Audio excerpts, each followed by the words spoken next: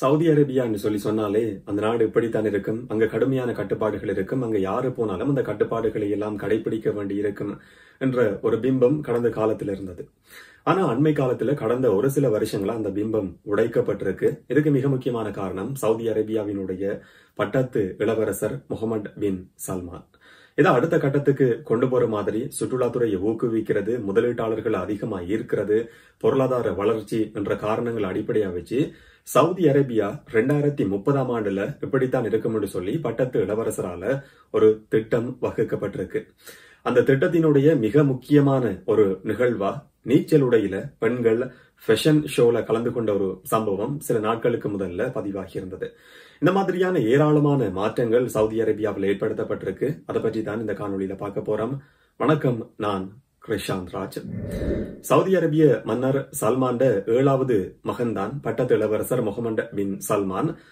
2018ஆம் ஆண்டுல அவர் பட்டத்து இளவரசரா பதவியேற்றுக் கொள்றார் என்று சொல்லி வச்சுக்கொள்ளலாம். அதுக்கு பிறகு முற்போக்கான சில மாற்றங்கள் அவரால் ஏற்படுத்தப்பட்டிருந்தது. முற்போக்கான மாற்றங்கள் என்று சொல்லி ஒரு தரப்பு சொன்னாலும் அது பிற்போக்கான மாற்றங்கள் என்ற விமர்சனம் கூட ஒரு பக்கம் இருக்கு. 2030ஆம் ஆண்டு ஆகிற நேரத்துல சவுதி அரேபியாவை இந்த இடத்துல வச்சு பாக்குறதுக்கு நான் விரும்புறேன் என்று சொல்லி ஒரு திட்டத்தை அவர் வகுத்திருக்கிறாரு. முதலீட்டாளர்கள் அதிகமாக இருக்கிறது, சினிமா துறையை வளர்ச்சி அடைய வைக்கிறது, சுற்றுலாத்துறையை ஊக்குவிக்கிறது, இந்த மாதிரியான பல நோக்கங்கள் இதுக்குள்ள உள்ளடங்கி இருக்கு. குறிப்பா மிக முக்கியமா சுட்டி காட்டப்பட வேண்டிய விஷயம் என்று சொன்னா 2030ஆம் ஆண்டு ஆகிற நேரத்துல வேலை வாய்ப்பின்மை வீதம் 7% குறைக்கப்படும் என்று சொல்லி ஒரு வாக்குறுதி கொடுக்கப்பட்டிருக்கு. இப்ப 11.6% இருக்கு. பெண்கள் தொழில் செய்யற வீதம் 30% அதிகரிக்கப்படும். பெண்களுக்கான முக்கியத்துவம் அதிகமா கொடுக்கப்படணும் என்றதிலையும் பட்டத்து இளவரசர் முகமது பின் சல்மான் உறுதியா இருக்கிறாரு. 2030ஆம் ஆண்டு ஆகிற நேரத்துல பெண்களுடைய பங்களிப்பு தொழில் செய்யறதுல 30% அதிகரிக்கப்படும் என்ற வாக்குறுதியும் இந்த திட்டத்தில் உள்ளடக்கப்பட்டிருக்கு. பொருளாதார வளர்ச்சியில இப்ப 19வது இடத்துல சவுதி அரேபியா இருக்கு. 2030ஆம் ஆண்டு ஆகிற நேரத்துல 15வது இடத்துக்கு நாங்க வருவோம் என்று சொல்லி ஒரு வாக்குறுதியும் கொடுக்கப்பட்டிருக்கு. நேரடி வெளிநாட்டு முதலீடு 3.8% இருக்கு. இது 5.7% அதிகரிக்கப்படும் என்று சொல்லியும் இந்த திட்டத்துல ஒரு விஷயம் சொல்லப்பட்டிருக்கு. எண்ணெயோட சம்பந்தப்படாத வருமானங்கள்ல மொத்த தேசிய வருமானம் இப்ப 163 பில்லியன் ரியாலா இருக்கு. இத 1 ட்ரில்லியன் ரியாலா 2030ஆம் ஆண்டுல உயர்த்துறது தான் எங்களுடைய மிக முக்கியமான நோக்கம் என்று சொல்லி பட்டத்து இளவரசர் ஒரு திட்டத்தையே வகுத்திருக்கிறாரு. 2030ஆம் ஆண்டு ஆகிற நேரத்துல சவுதி அரேபியாவில இந்த மாதிரியான புரட்சிகரமான மாற்றங்களை எல்லாம் நீங்க பார்க்க முடியும். ஒரு நல்ல வளர்ச்சி அடைஞ்ச நாடா சவுதி அரேபியா முன்னோக்கி பயணிச்சு கொண்டிருக்கும் என்று சொல்லி சொல்லப்பட்டிருக்கு. இந்த மாதிரி சுற்றுலாத்துறையை ஊக்குவிக்கிறதுக்காகவும் முதலீட்டாளர்களை அதிகமா ஈர்க்கிறதுக்காகவும் பல மாற்றங்கள் ஏற்படுத்தப்பட்டிருக்கு. அதிகமான கட்டுப்பாடுகள் இருந்த நாடுன்ற பிம்பம் உடைக்கப்பட்டு அந்த கட்டுப்பாடுகள் எல்லாமே இப்ப தளர்த்தப்பட்டிருக்கு. இதனுடைய ஒரு முக்கியமான நிகழ்வா சவுதி அரேபியாவோட வரலாற்றுல முதல் தடவையா ஒரு ஃபேஷன் ஷோ நடத்தப்பட்டிருக்கு. ஒரு சில நாட்களுக்கு முதல்ல இந்த நிகழ்வு நடக்குது. இதுல பெண்கள் நீச்சல் உடையில கலந்து கொள்றாங்க. ஆடை வடிவமைப்பு சம்பந்தமா ப்ரமோஷன் செய்யறது, அதை விளம்பரப்படுத்துறது இதனுடைய நோக்கம் என்று சொல்லி சொல்லப்பட்டிருந்தது. சவுதி அரேபிய வரலாற்றை பொறுத்த வரைக்கும் இந்த மாதிரி நீச்சல் உடையில பெண்கள் ஒரு ஃபேஷன் ஷோல கலந்து கொள்றதுன்றது மிகப்பெரிய ஒரு மாற்றம். இந்த மாற்றத்துக்கான மிக முக்கியமான காரணம் சவுதி அரேபியாவினுடைய பட்டத்து இளவரசர் முகமது பின் சல்மான். இது வரவேற்கப்பட வேண்டிய விஷயம் என்று சொல்லி அங்க இருக்கிறவர்கள் பலரும் அது மாதிரி இந்த நிகழ்ச்சியில கலந்து கொண்டவர்களும் சொல்லி இருக்கிறத சொல்லப்படுது. சோசியல் மீடியால சில விமர்சனங்கள் கூட இருக்கு. ஃபேஷன் என்ற துறையை பொறுத்த வரைக்கும் சவுதி அரேபியாவினுடைய மொத்த தேசிய வருமானத்துல 12.5 பில்லியன் அமெரிக்க டாலர் அதுல பங்கு இருக்கு. 1.4% இருக்கு. சவுதி அரேபியாவினுடைய மொத்த தேசிய வருமானத்துல இந்த ஃபேஷன் துறையினுடைய பங்களிப்புன்றது இது அதிகரிக்கிறதும் இதனுடைய ஒரு நோக்கம் என்று சொல்லி சொல்லப்படுது. ஆனா இதுல கலந்து கொண்டவர்கள் எல்லாமே வெளிநாட்டு பெண்கள். அப்படி இருந்தும் சவுதி அரேபியாவில் இந்த மாதிரியான ஒரு அனுமதி கொடுக்கப்பட்டிருக்கிறது மிக முக்கியமான ஒரு மாற்றமா பார்க்கப்படுது. அதே நேரத்தில் இந்த மாதிரியான பல மாற்றங்கள் இந்த 2030ஆம் ஆண்டுக்கான இலக்க நோக்கி ஏற்படுத்தப்பட்டிருந்தது. அதுலயும் குறிப்பா சவுதி அரேபியாவுல மதுபான சாலைகள் கிடையாது. கடந்த 70 வருஷங்களா மதுபான சாலைகள் கிடையாது.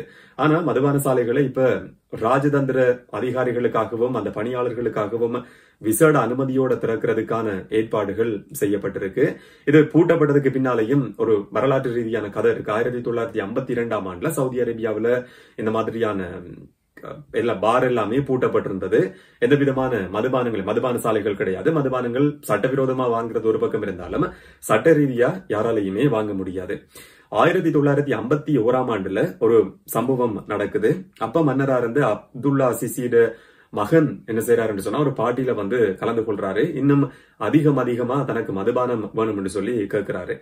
அந்த இடத்துல அந்த நிகழ்வுல மறுப்பு தெரிவிக்கப்படுது. அப்ப பிரிட்டிஷினுடைய ஒரு மிக முக்கியமான ராஜதந்திர அதிகாரி இந்த மன்னருடைய மகனால சுட்டு படுகொலை செய்யப்பட்டதா சொல்லப்பட்டிருந்தது. மது போதையில் இருந்த நிலையில தான் அவர் அந்த துப்பாக்கிச்சூட நடத்தினதாகவும் பிறகு உறுதி செய்யப்பட்டிருந்தது. இதுக்கு பிறகுதான் சவுதி அரேபியாவுல மதுபான சாலைகள் பூட்டப்பட்டிருந்தது.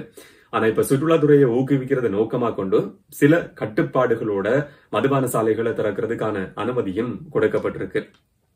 அடுத்த மாற்றம் என்னன்னு சொன்னா 1970 இருந்து சவுதி அரேபியாவுல சினிமா கிடையாது, திரையரங்குகள் கிடையாது. இப்ப திரையரங்குகள் மீள திறக்கப்பட்டிருக்கு.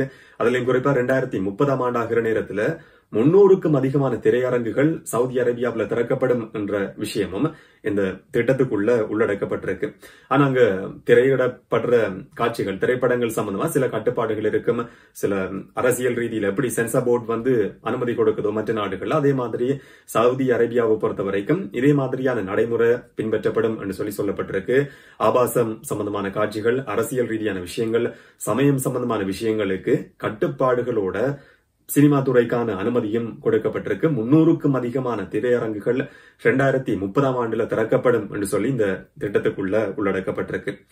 பெண்கள் சம்பந்தமாகவும் சில முக்கியமான மாற்றங்கள் கடந்த காலங்களில் இருந்து ஏற்படுத்தப்பட்டு வருது. முகமது பின் சல்மான் இதுக்கு மிக முக்கியமான ஒரு காரணம். 2018 பெண்களும் இனி வாகனம் செலுத்த முடியும், சாரதிகளா இருக்க முடியும், அவங்களும் லைசன்ஸ் பெற்றுக்கொள்ள முடியும், சாரதி அனுமதி பத்திரத்தை பெற்றுக்கொள்ள முடியும் என்று சொல்லி ஒரு மிக முக்கியமான மாற்றம் கொண்டு வரப்பட்டிருந்தது. இதை பலர் அந்த நேரத்திலேயே கொண்டாடி இருந்தாங்க. என்னன்னு சொன்னா அந்த காலகட்டம் வரைக்கும் பெண்களுடைய பெயர்கள்ல கார்கள், வாகனங்கள் வாங்கப்படும். ஆனா பின்னுக்கு இருந்து பயணம் செய்யறதுக்கான வாய்ப்பு மட்டும்தான் அவங்களுக்கு கிடைக்கும். லைசன்ஸ பெற்றுக்கொள்ள முடியாது, வாகனங்களை செலுத்த முடியாது. சமூக ரீதியிலையும் கட்டுப்பாடு இருந்தது, சட்ட ரீதியாகவும் கட்டுப்பாடு இருந்தது. 2018 அந்த சட்டம் திருத்தப்பட்டதுக்கு பிறகு பெண்கள் இப்ப டாக்ஸி ஓடுற அளவுக்கு சவுதி அரேபியாவினுடைய நிலைமை மாற்றம் அடைஞ்சிருக்கு. இது முற்போக்கான ஒரு மாற்றமா அங்க பார்க்கப்பட்டு வருது. வேற யாரிலையும் தங்கி இருக்க தேவையில்ல, நாங்களே எங்களுடைய வாகனத்தை செலுத்த முடியும் என்று சொல்லி பெண்கள் இதை முற்போக்கான மாற்றம் என்று சொல்லியும் சொல்றாங்க. அடுத்த பெண்கள் சம்பந்தமா 2019 எடுக்கப்பட்ட மிக முக்கியமான ஒரு தீர்மானம் என்னன்னு சொன்னா 21 வயதுக்கு மேற்பட்ட பெண்கள் கார்டியனுடைய, அதாவது ஒரு ஆணுடைய, அவர் தந்தையா இருக்க முடியும், கணவரா இருக்க முடியும், இல்லாட்டி நெருக்கமான ஒரு உறவினரா இருக்க முடியும். 21 வயதுக்கு மேற்பட்ட பெண்ணுக்கு பாதுகாவலரா எந்த ஒரு ஆண் இருக்கிறாரோ அவருடைய அனுமதி இல்லாம கடவுச்சீட்டுகளை பெற்றுக்கொள்ள முடியாத நிலைமை கடந்த காலங்கள்ல இருந்தது. 2019 இந்த நிலைமை மாற்றப்பட்டிருந்தது. கடவுச்சீட்டை பெற்றுக்கொள்றதுக்கோ வெளிநாடுகளுக்கு தனிய பயணம் செய்யறதுக்கோ இந்த மாதிரியான கட்டுப்பாடுகள் இனி கிடையாது என்ற விஷயம் சட்ட ரீதியாவே ஒரு அனுமதியா, அங்கீகாரமா கொடுக்கப்பட்டிருந்தது. இப்ப 2019 பிறகு பெண்கள் கடவுச்சீட்டை 21 வயதுக்கு மேற்பட்ட பெண்கள் கடவுச்சீட்டை தாங்களாவே பெற்றுக்கொள்ள முடியும், வெளிநாடுகளுக்கு தனிய பயணம் செய்ய முடியும், எந்த விதமான தடையும் கிடையாது. அதே நேரம் இதுக்கு முதல் வரைக்கும் 2017 வரைக்கும் ஆண்களும் பெண்களும் ஒரு பொது நிகழ்வுல ஒரே இடத்துல கலந்து கொள்ள முடியாத ஒரு நிலைமை இருந்தது. ஆனா முதல் தடவையா 2017 கால்பந்தாட்ட மைதானத்துக்கு பெண்களுக்கு அனுமதி கொடுக்கப்படுது. ஆண்களும் பெண்களும் ஒரே இடத்துல இருந்து நிகழ்வுகளை கண்டுகளிக்கிறதுக்கான வாய்ப்பு சவுதி அரேபிய அரசாங்கத்தால ஏற்படுத்தி கொடுக்கப்படுது. இப்ப கடற்கரைகள்ல போய் பெண்களும் ஆண்களும் ஒரே இடத்துல குளிக்கக்கூடிய நிலைமையும் சவுதி அரேபியாவுல உருவாகி இருக்கு. இது ஒரு முற்போக்கான மாற்றம் என்று சொல்லியும் ஒரு தரப்பு மக்களால பார்க்கப்பட்டு வருது. அடுத்தது ஆடை சம்பந்தமான கட்டுப்பாடுகள் கடுமையா இருந்தது. அபாயா இல்லாம வெளியில போக முடியாது என்ற நிலைமை 2018 வரைக்கும் இருந்தது. 2018 ஆடை சம்பந்தமான சில விஷயங்கள்லையும் தளர்வுகள் கொண்டு வரப்படுது. தலைய இனி மூட வேண்டிய அவசியம் கிடையாது, லூசா இருக்கக்கூடிய அபாயாவை போட வேண்டிய அவசியம் கிடையாது என்று சொல்லியும் அந்த இருந்த சட்டங்கள் எல்லாமே தளர்த்தப்பட்டிருந்தது. அதுல இருந்த கடுமையான கட்டுப்பாடுகள் எல்லாம் நீக்கப்பட்டிருந்தது.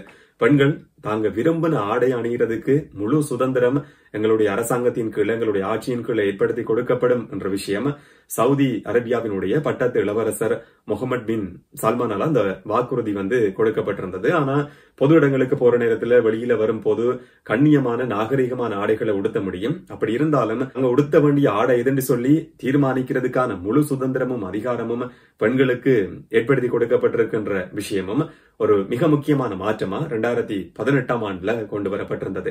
சவுதி அரேபியா 2030 ஆண்டுல இந்த மாதிரி தான் இருக்கும்னு சொல்லி அந்த திட்டம் வகுக்கப்பட்டிருக்கு. இந்த மாதிரியான பல மாற்றங்கள் அதை இலக்கா நோக்கி ஏற்படுத்தப்பட்டிருக்கு. 2024 இந்த மாதிரியான ஏராளமான மாற்றங்கள் ஏற்படுத்தப்பட்டிருக்குன்னு சொன்னா 2030 எப்படி இருக்கும், 40 எப்படி இருக்கும், 50 ஆகிற நேரத்தில் எப்படி இருக்கும் என்ற மாதிரியான விமர்சனங்கள் ஒரு பக்கம் இருக்கு. அதே நேரத்தில் இது எல்லாமே முற்போக்கான மாற்றம் தான் என்று சொல்லியும் ஒரு தரப்பால பார்க்கப்படுது. சவுதி அரேபியாவில் ஏற்படுத்தப்பட்டிருக்கிற இந்த மாதிரியான மாற்றங்களை நீங்க எப்படி பாக்குறீங்கன்றத கமெண்ட்ல பதிவு செய்யுங்க. இன்னும் ஒரு காணொலியில் இன்னும் ஒரு தகவலோட சந்திக்கலாம். வணக்கம்.